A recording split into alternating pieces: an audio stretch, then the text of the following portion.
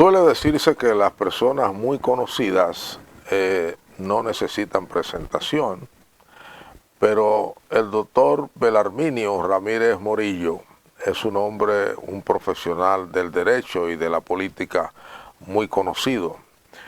Pero creo que vale la pena recordar que es un destacado profesor universitario, escritor de libros tanto de política como de derecho, incluyendo derecho constitucional, y es un hombre muy presente en la vida nacional, sobre todo para ayudarnos a comprender los hechos políticos locales y los internacionales.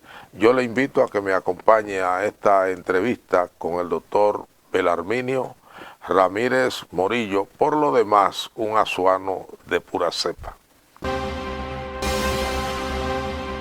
Doctor Belarminio Ramírez, ¿cómo está usted? Bueno, yo estoy bien y mejor después de estar aquí sentado en este programa. ¿Usted siempre se le ve joven? No, porque yo pienso elegante, que se me pega en parte de usted esa paz, cuánta generosidad, esa serenidad, de su parte. eso se me contagia. Bueno, hay que ayudar la vida, usted sabe. La vida está, yo digo que tenemos una mochila que cada uno cargamos y no sabemos lo que trae. Eso es así. Y nos da sorpresa cada rato.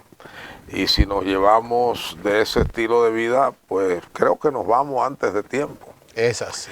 Doctor, hay un tema que es internacional y que creo que tiene a ustedes, los especialistas en política, en temas electorales, en marketing político, los tienen un poco, no voy a decir preocupados, pero sí dándole vueltas a la cabeza para entender qué ha pasado en los Estados Unidos.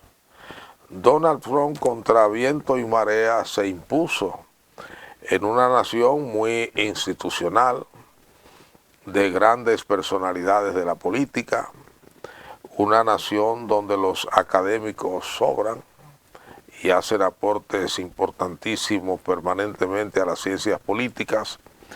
Y bueno, él va a regresar a la presidencia de la República. No se puede decir que ganó, sino que arrasó. Es un fenómeno político, electoral, es un fenómeno cultural, es un fenómeno religioso. Se ha abordado el tema desde distintas aristas.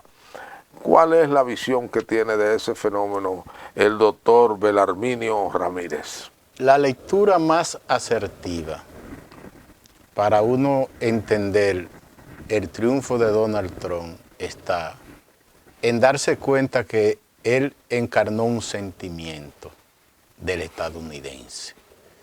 Porque él es una figura que comienza con la antipolítica. Y la antipolítica ganó mucho terreno construyendo desafección con los partidos y con los políticos. Entonces él, atacando a los políticos, hizo política y se convirtió en el líder paradigma del disgusto social norteamericano. La base de la sociedad en los Estados Unidos está siendo cuestionada, puesto que esa población anglosajona que llegó y de repente como el multiculturalismo llega a los Estados Unidos y se convierte en la potencia del mundo. El único imperio que abrió su territorio al mundo fue los Estados Unidos. Eso, por un lado, fue aplaudido por la humanidad y por esa tierra de oportunidades, pero fue construyendo un disgusto en esa población de raza pura. Donald Trump se apoyó ahí, en ese sentimiento de disgusto, porque ellos tenían los estudios. Siempre las universidades en los Estados Unidos han venido estudiando el disgusto con el negro, con las mezclas, y vio cómo eso se estaba potencializando, y él se envolvió en ese mensaje y ese discurso. Por eso él como quiera ganaba. Y a mí me estuvieron entrevistando que en qué medida falló la campaña demócrata. Yo le dije, no falló. Donald Trump ganaba con cualquier candidato como adversario, porque había una determinación a votar por Donald Trump. No por el personaje Donald Trump, sino por el sentimiento que él encarna.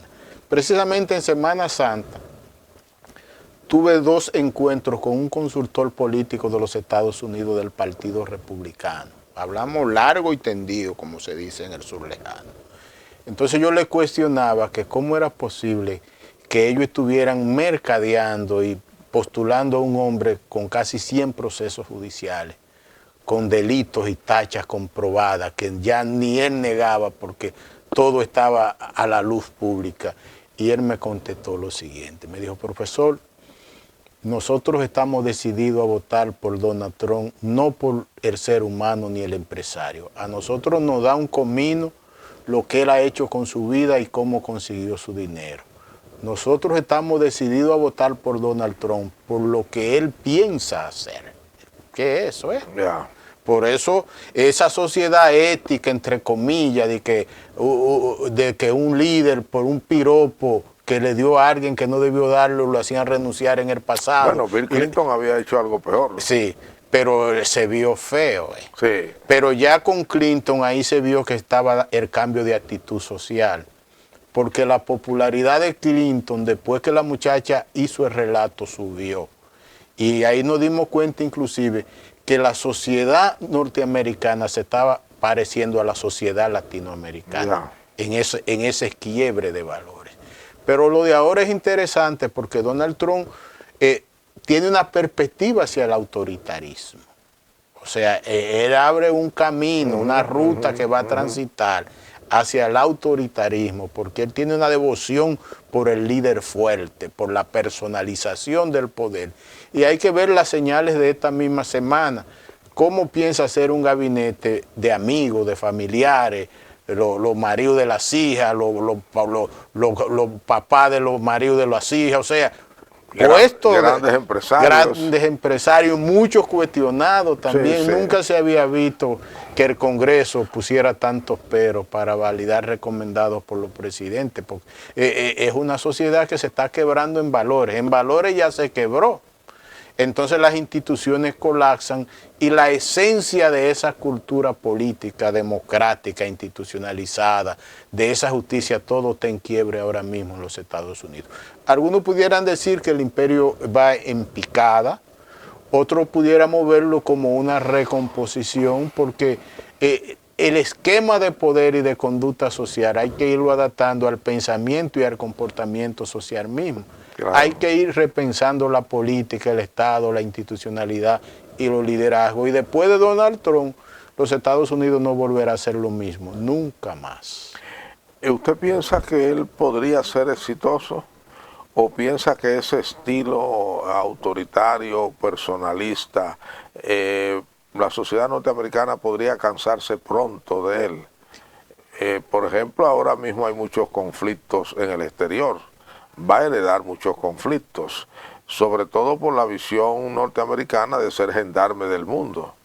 Porque uno podría decir, bueno, ahí hay conflictos donde Estados Unidos, si quiere, se echa a un lado, pero Estados Unidos tiene la visión de que ellos son el gendarme del mundo y ellos razonan como lo que son, un imperio.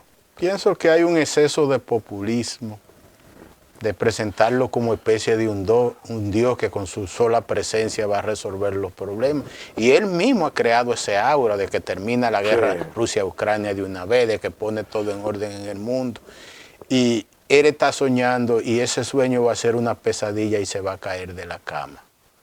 Porque lo primero, la economía, cómo la va a recibir, los males sociales y el deterioro de todo en los Estados Unidos, porque los Estados Unidos ha ido perdiendo el mercado en el mundo, porque es un imperio que se encauzó en el consumo y en meterse en la vida de los demás y no en el rediseño interno para ser más productivo y penetrar en las otras economías como inversión. Entonces eso es como algo muy famoso de nombre, muy popular, pero en el fondo es un baúl lleno de problemas los Estados Unidos. Y ese liderazgo no tiene la sabiduría, ni tiene la madera, ni tiene la certidumbre, y el equipo que está haciendo tampoco para ellos salir bien. O sea, es como una ruleta peligrosa que se está jugando en ese país. Los empresarios suelen decir, tanto allá como aquí, en cualquier, y en otros escritos que han hecho en periódicos europeos, que Donald Trump tiene una mentalidad empresarial, una lógica empresarial, y que aborda los problemas desde esa perspectiva. El empresario, como todos sabemos, no madura los problemas. Le busca una solución inmediata, práctica, la que es posible. Es así, pero la democracia, la construcción democrática en el mundo, también es filosofía y es pedagogía, porque es sueños y esperanza. Precisamente ayer recordaba yo con unos alumnos que en los años 90, cuando se formó Participación Ciudadana y cuando estábamos discutiendo las grandes reformas electorales de República Dominicana, a mí me tocó ir a un panel y al lado yo tenía a José Ignacio, a Paliza, el empresario, y del otro lado a Milagros Ortibó. Milagros Ortibó, cuando le tocó su turno, dijo: la democracia es pedagogía, pedagogía y pedagogía. Yo me quedé mirándola así. Siguió: la democracia Ella, es que había sido una maestra educación, de ciencias políticas. educación y educación. Yo me quedé así, conectado con su cerebro.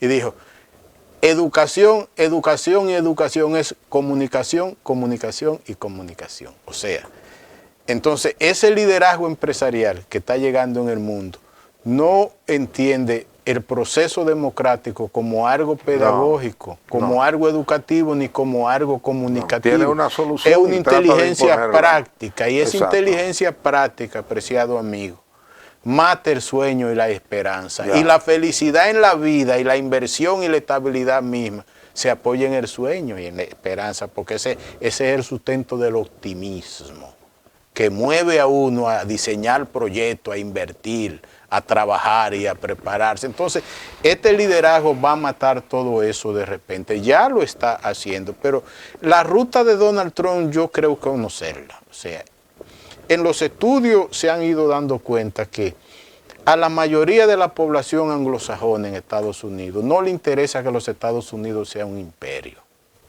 ni que sea la primera potencia del mundo. Eso en Europa. Sí, no, ahora mismo en Estados Unidos. El norteamericano blanco de ojos azules, que es donde se apoyó Donald Trump, lo que quiere es calidad de vida y seguridad. Por eso, sí, pero él le ha prometido volver a ser grande. Pero para ser grande en función de lo que ellos quieren, él también ha dejado entrever el propósito de salirse de Europa. Claro. Y al salirse de Europa, eso significa que quiere reencauzar el gasto en lo local. Recuerde que la otra vez, cuando él fue presidente, fue y le dijo a la OTAN: ustedes tienen que pagar su defensa. Exacto, eso significa que él piensa ponerse de acuerdo con Putin y con los chinos para dividir el mundo en tres. Y sacar a los Estados Unidos de Europa, sacar a los Estados Unidos de todo esos líos del Medio Oriente y calibrar su estrategia más hacia América Latina. Y creo que los norteamericanos aplaudirían esa postura. Es lo que ellos quieren, y por eso él es el presidente electo.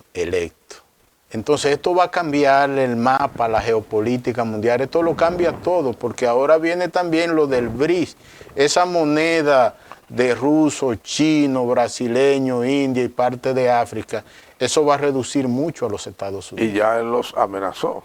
Y ellos lo van a hacer, y probablemente sea el año próximo. O sea, entonces Donald Trump va a llegar y lo primero es va a deportar muchos millones de personas a comienzos del año próximo.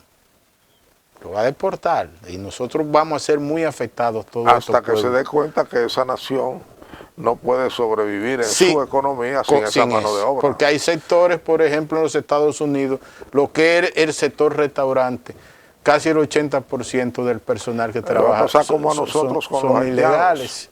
Entonces, él va a chocar con una pared de acero muy fuerte, y pienso que todo se puede derrumbar de la noche a la mañana en esa gran nación. Ese tipo de personaje, ¿usted no cree también que es capaz de tomar una iniciativa en una línea, ver que no es eficiente, que no es eficaz, y rápidamente dar para atrás y buscar un camino más eficiente y más eficaz?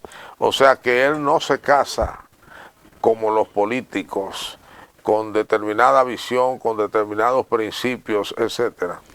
Si algo quedó claro en su primer gobierno es que él no sabe rectificar. Él toma una decisión y si usted está en desacuerdo con él lo echa a usted a un lado. A ningún presidente de los Estados Unidos le habían renunciado tantos funcionarios y tantos voceros de la Casa Blanca como a Donald Trump. Era casi todos los meses. Y luego lo que han escrito. Exactamente. O sea, la Casa Blanca, esa estructura de comunicación por naturaleza, cuando un presidente llega, están ahí hasta el día que ese presidente se va. Y este hombre tenía que cambiar todos los meses porque los mismos voceros de él no se daban a entender con él. O sea, el Donald Trump que llegó ahora es diferente al que salió. Yo pienso que este está más enfermo. Si aquel tenía problemas serios de conducta, problemas para entenderse y aceptar el disentimiento de los demás y llevarse bien con lo que pensaban distinto a él, este llega peor por todo lo que vivió en esos 4 años en la oposición. Vamos a hacer una pausa comercial para venir a escuchar al profesor Belarminio Ramírez, que nos diga desde su visión qué podría esperar América Latina de una gestión de Donald Trump.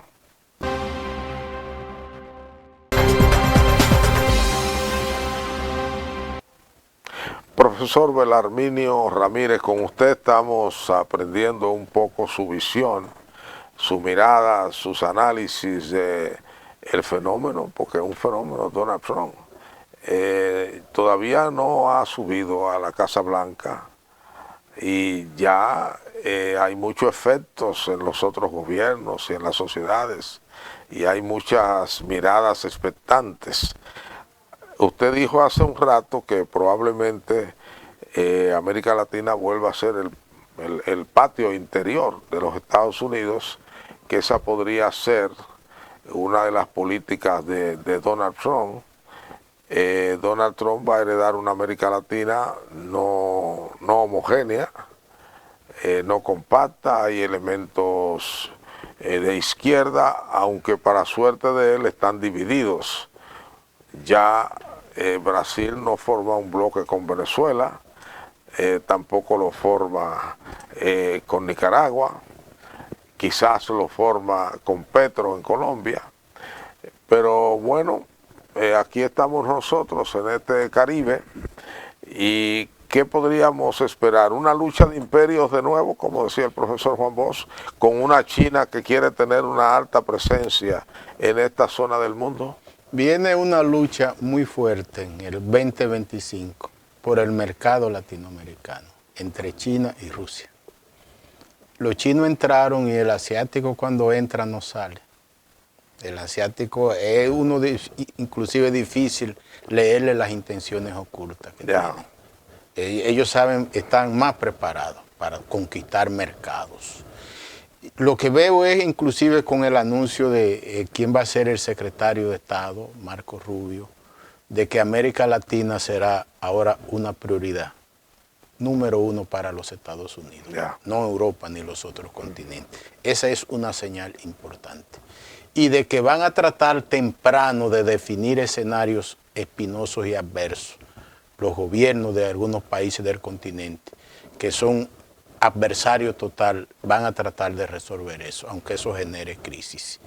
O sea, la situación de Venezuela pueden ir por Maduro, ellos pueden inclusive pactar con los rusos, la salida de ellos de Ucrania, hay una serie de cosas a cambio de tomar varios de estos países de América Latina y convertirlo en un mercado de ellos, como fue en el pasado.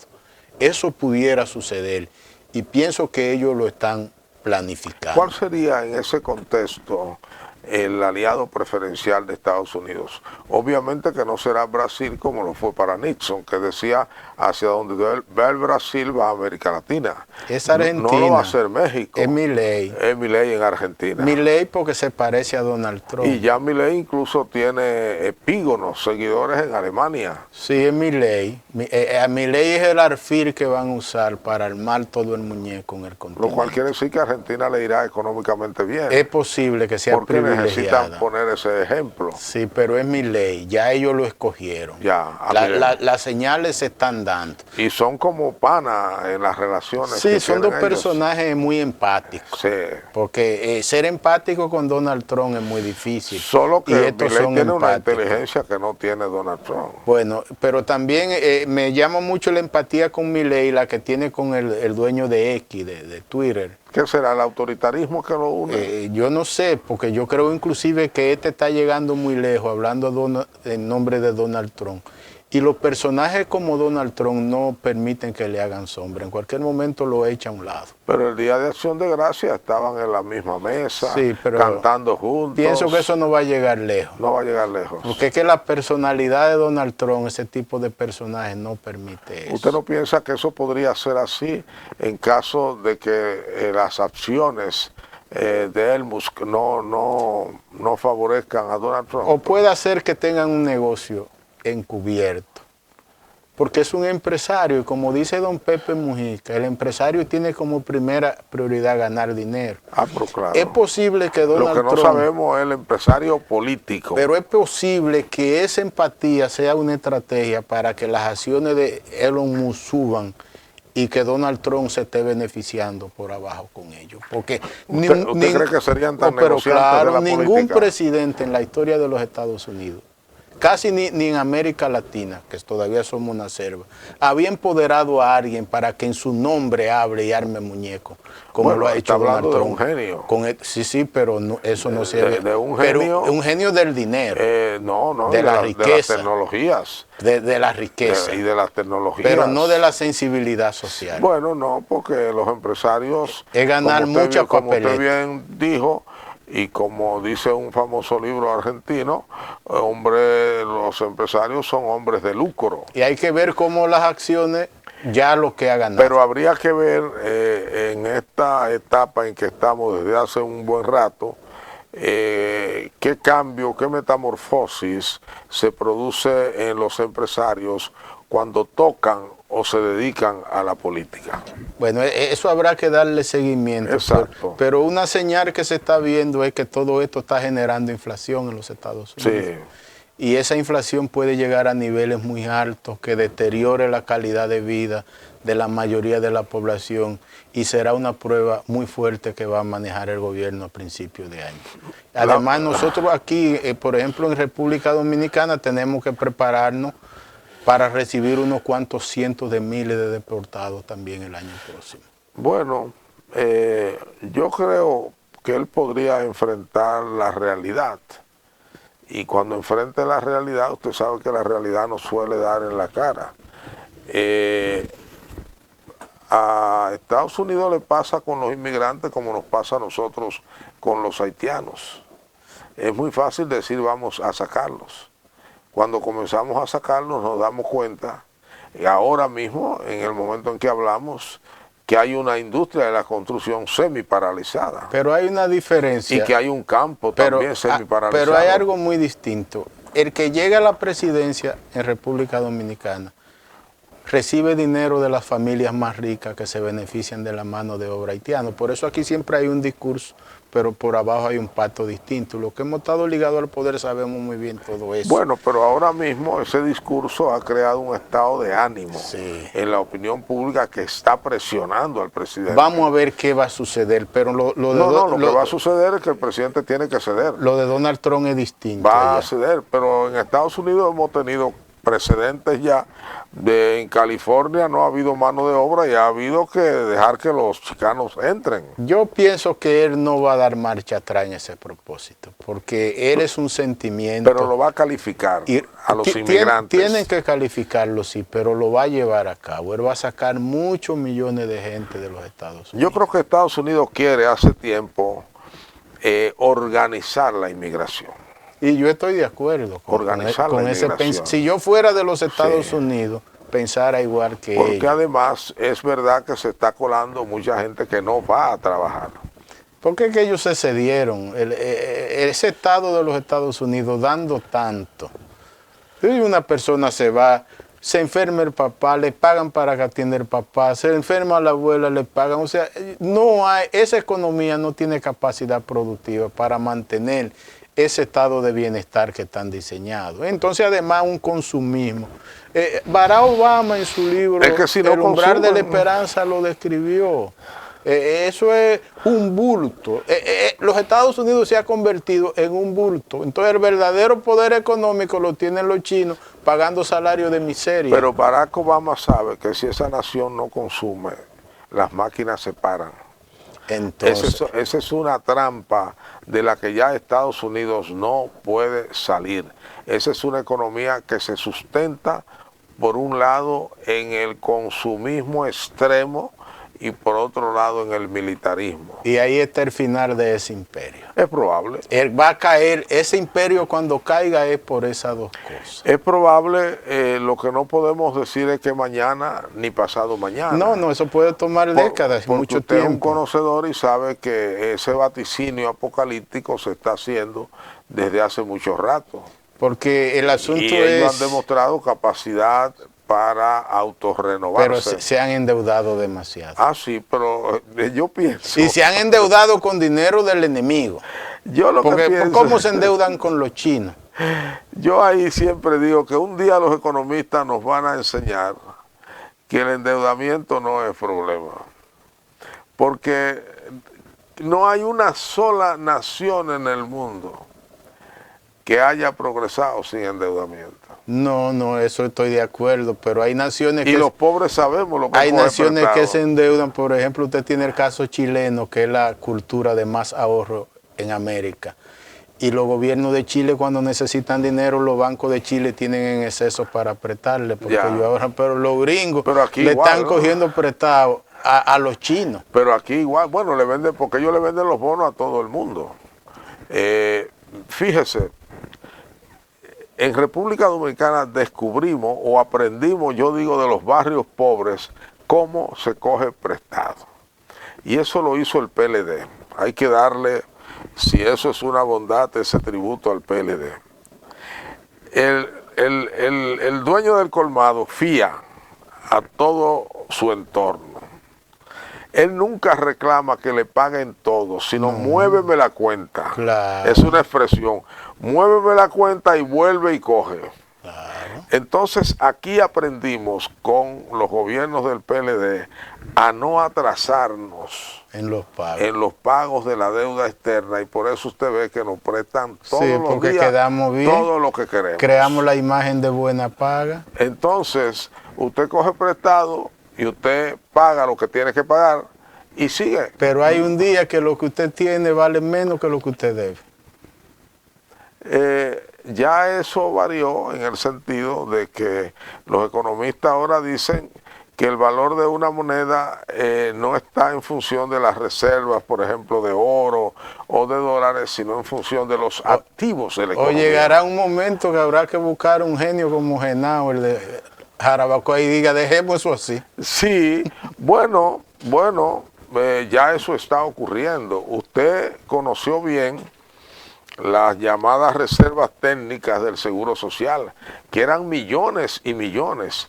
Nadie habla de eso, y eso no se pagó. Eso simplemente, esos recibos pasaron de una gaveta a otra, y eso va a pasar, aunque usted no lo crea. No hay hoy. muchas cosas que habrá que Eso dejarlo va a así. pasar con la deuda del Banco Central. Hasta ahora esa deuda no tiene ningún efecto sobre la inflación, porque la han manejado muy inteligentemente, y además un día eso será un papel que va a estar en los archivos muertos. Estoy totalmente de acuerdo. Vamos a otra pausa para venir al tramo final y trasladarnos aquí, porque hay dos partidos de oposición, los dos, muy conocidos por usted y donde usted tiene muchos amigos, que están tratando de abrirse un espacio en la oposición. Uno es el partido del doctor Leonel Fernández y otro es el partido del expresidente Danilo Medina.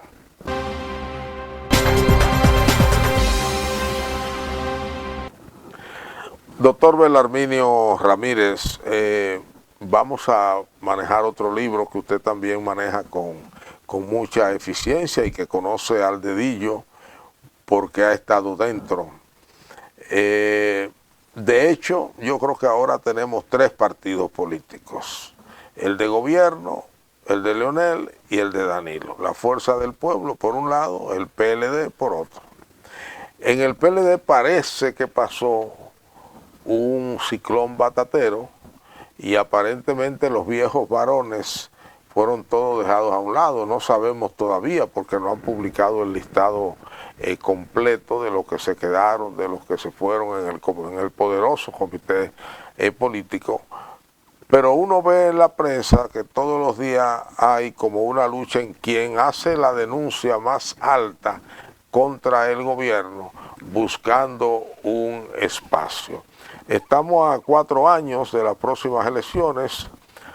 ¿Cómo ve usted el desarrollo de esas dos organizaciones? ¿Usted alguna vez en su vida fue a una gallera? ¿A gallera? Sí. Mi abuelo era don José Pues Santiago Álvarez, dueño de gallera. Yo cuidaba los gallos de mi papá siendo un niño. ¿En la traba? Ese era mi trabajo. ¿Usted hacía esto? Lo cuidaba, lo alimentaba, lo sacaba al sol y cuando llegaba el día de jugada yo iba con él a la Exacto. gallera. Un día fuimos a la gallera y había poca gente y yo me senté al lado de él. Se sentaba siempre abajo. Bueno, y echamos un gallo de un compadre del padrino mío y de repente vi que él estaba jugando en contra del gallo de mi padrino. Y yo le dije, pero ¿qué pasa? Ese gallo es mi padrino. Me dijo, mi hijo le han dado un golpe de aleta. Déjame taparme. Y se tapó. O al otro se tapó. Y vio eso. A los políticos dominicanos ellos no ven nada de eso. Como dice Daniel Goleman, es una clase política que ha perdido la capacidad de la observación social. Porque esa gente lo que están en una vorágine por conquistar el poder o retener el poder y con una agenda de partido que cada día está más desvinculada de la agenda de la sociedad. Yeah. Entonces usted ve, por ejemplo, el PLD hace un congreso, una renovación. Ni siquiera las noticias en los medios despertaron interés. No hay repercusiones. Y yo precisamente estaba comentando con unos alumnos. Bueno, cuando el periódico hoy se volvió digital también, y cuando había una noticia política de un partido del sistema grande, esa automáticamente era la noticia más leída y de más comentarios, y salía el día siguiente. Eso eran cientos y miles.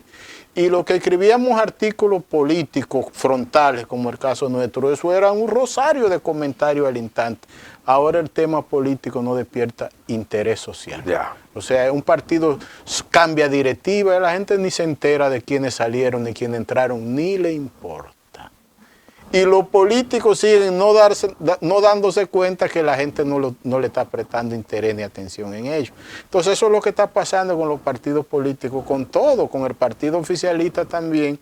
Bueno, que hace 2 o 3 días el presidente del PRM dijo que en enero viene una resolución para que los que están aspirando tengan que detenerse y ajustarse a la ley de partido y la ley electoral para no permitir ese proselitismo de tiempo en el gobierno. O sea, hay un desguañangue de la partidocracia. Los partidos en el 2028, apreciado amigo, serán un vegetal. Un vegetal. Y en el 2032 los partidos van a ser un esqueleto. Los partidos políticos... No hay posibilidad de renovación. No, ya no hay. Es un enfermo con una enfermedad terminal que no tiene cura.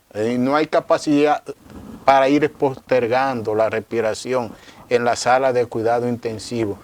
La partidocracia colapsó porque la gente no tiene interés en los partidos ni en los políticos. Pero eso no significa que la democracia vaya a colapsar. Es un ciclo que se cierra. El ciclo de partidos con legitimidad social termina con la salida de Leonel, de Danilo, de Hipólito y de Luis Abinader, que va a salir más temprano de lo que debió salir.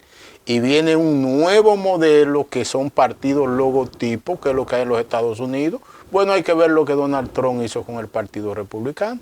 Se hizo famoso atacándolo a ellos. Y después se lo dan a él para que haga con él lo que le dé la gana. Eso mismo va a pasar aquí con los partidos políticos. Entonces, lo que viene después del 28 es un sistema político que las columnas van a ser marcas personales. Y ahí que está mi temor. ¿Dónde usted radica la causa de ese hecho, de ese fenómeno?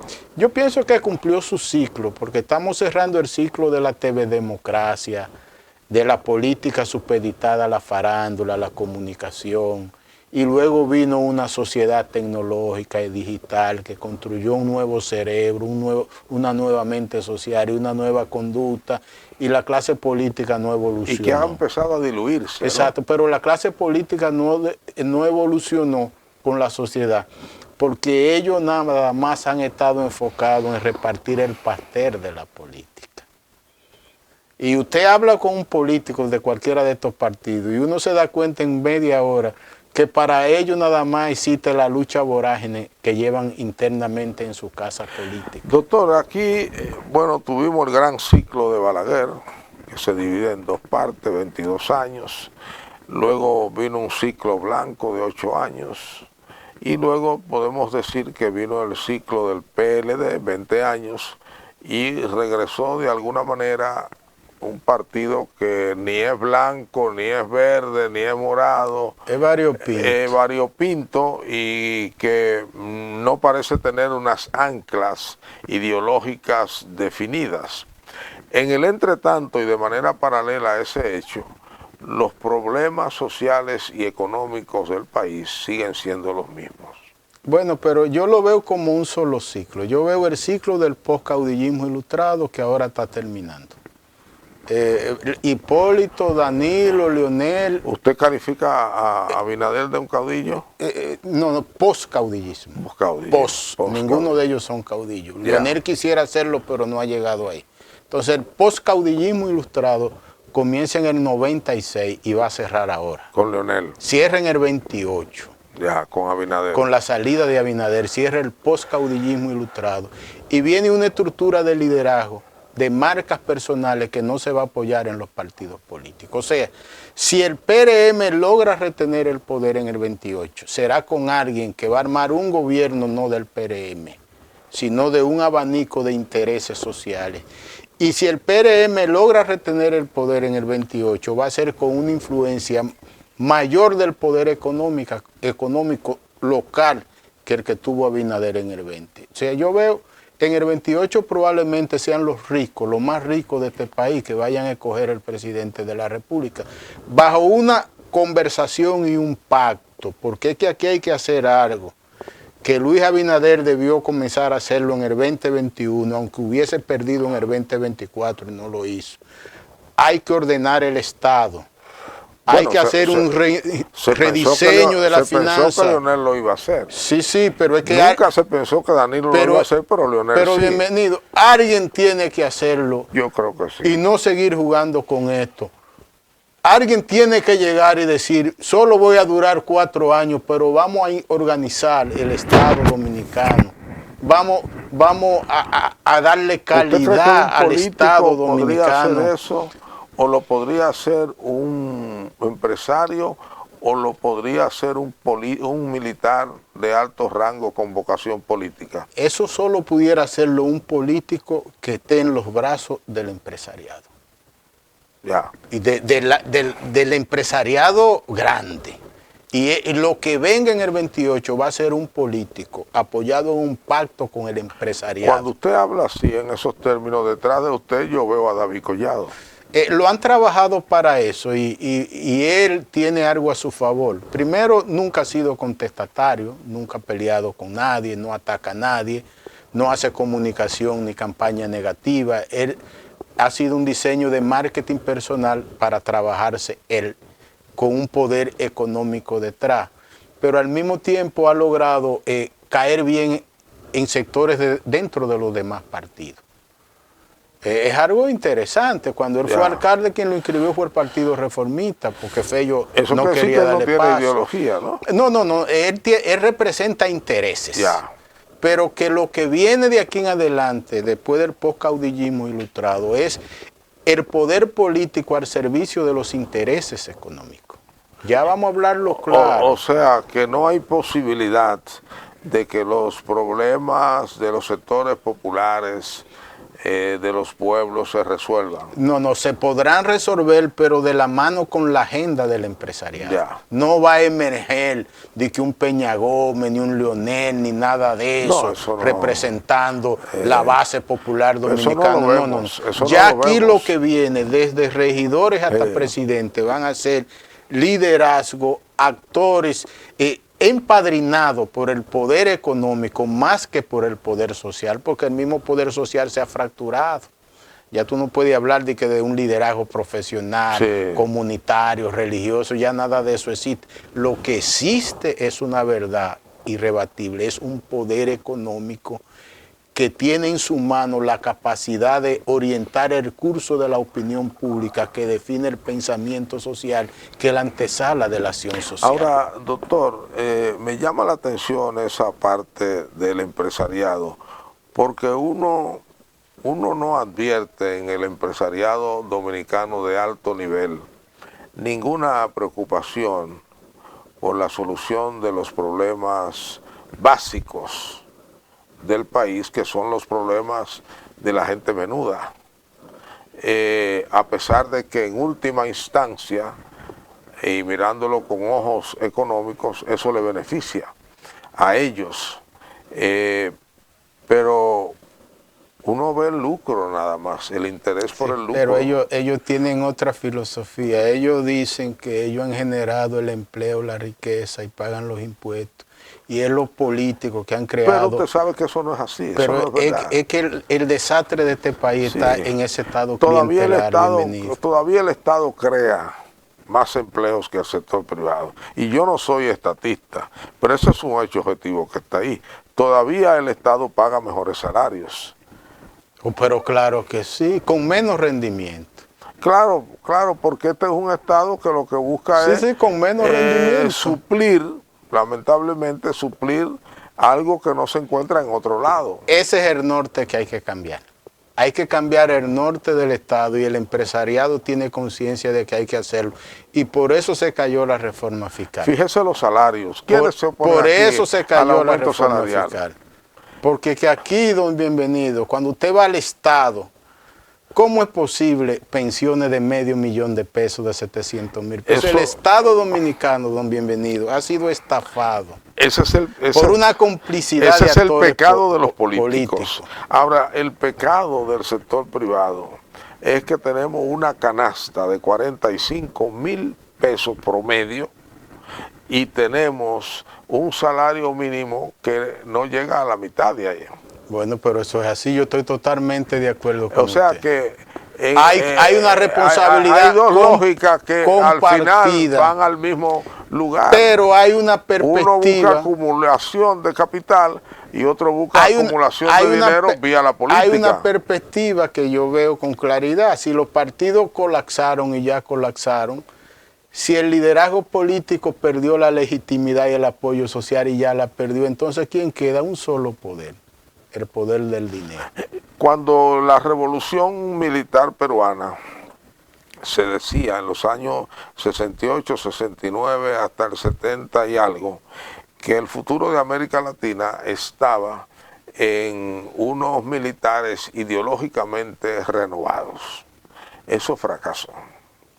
Uno quisiera ver también la posibilidad de un empresariado ideológicamente renovado, pero uno lo ve lejos. Bueno, pues lo ve lejos a partir de las empresas Vamos a pedirle mismas. a Dios que llegue ese empresariado y que tenga visión y más compromiso social, porque lo de los militares queda descartado, porque el mismo diseño de Estado y de política que tiene hoy impide que los militares se hagan líderes dentro de los propios militares.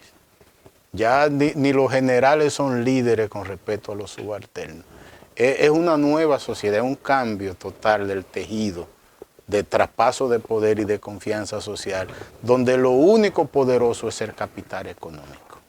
Esa es la gran verdad que tenemos que entender. Mire el ejemplo de la reforma laboral. Eso es la gran verdad que tenemos que entenderla y en base a esa realidad objetiva es que tenemos que diseñar la República Dominicana del futuro. En una sociedad donde el único ahorro posible, no seguro, que tiene un trabajador es su cesantía, que siempre estará a merced de su empleador, porque él es una especie de esclavo de nuevo cuño. Si él dice me voy del trabajo, pierde el tiempo que sea, porque el dueño de su trabajo está facultado por ley para, si él renuncia a sus derechos. En cambio, de allá para acá es diferente. Eso es así. Entonces no no tenemos Estado social, no tenemos Estado de ni la bienestar. sociedad dominicana para que sea dirigida con esas lógicas. Pero va a haber una transición en la que hay que construir un nuevo liderazgo político, que yo como académico estoy trabajando en eso.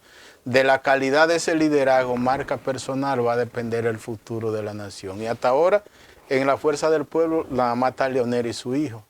En el PLD envejecieron la mayoría sin llegar. Bueno, su hijo es un pollo. Sí, pero es uno solo. Sí, no, pero además uno no sabe qué hay ahí en realidad. En el PRM hay unos cuantos jóvenes que trabajan para hacer marca, pero ante el colapso de la partidocracia necesitamos apoyar el sistema en liderazgo, marcas personales. Se requiere de un capital de liderazgo, de un activo de liderazgo que todavía no está.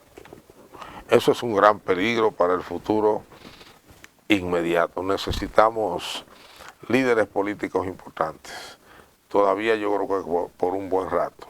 Así es. Doctor Belarminio Ramírez Morillo, azuano de pura cepa. Así es. Profesor, catedrático, escritor de libros y consejero de políticos. Muchas gracias, siempre es un gusto y es un placer. Aprendemos mucho de sus razonamientos y yo espero que sea igual con nuestra audiencia. Con mucho A gusto. ustedes, gracias por igual, nos vemos en el próximo programa.